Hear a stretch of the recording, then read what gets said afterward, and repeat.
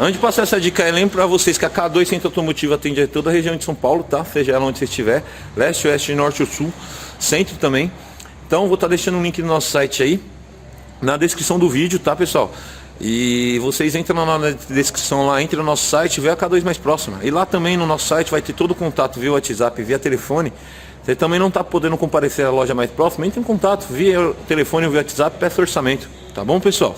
Vamos lá para nossa manutenção automotiva. Pessoal, tá com Chevrolet Onix 2018-19, tá?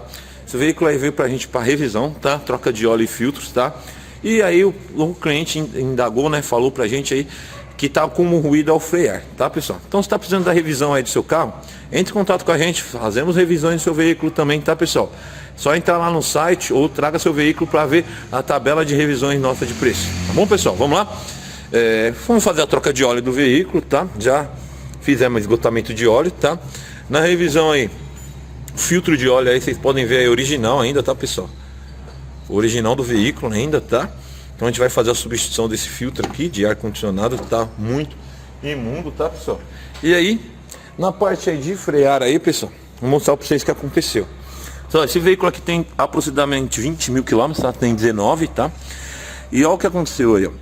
Pessoal, já não tem mais pastilha de freio o veículo. Por isso que tava com barulho ao frear, ó. Olha lá, cadê a pastilha? Olha lá, ó. E ó, pegou disco, ó. Tá vendo? O disco pegou na pastilha, porque ó, ela acabou o material dela, ó. Tá vendo? Esse materialzinho aqui, ó. Não é esse ferro, tá, pessoal? É o material que é interno, ó. Ó, esse materialzinho aqui, ó. Ela acabou, ó.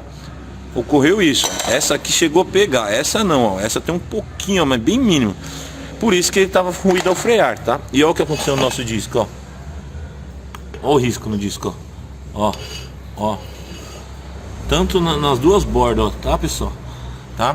Então, pessoal, se começou a ouvir aí um ruído no freio aí, já para aí o veículo imediatamente. Beleza, pessoal?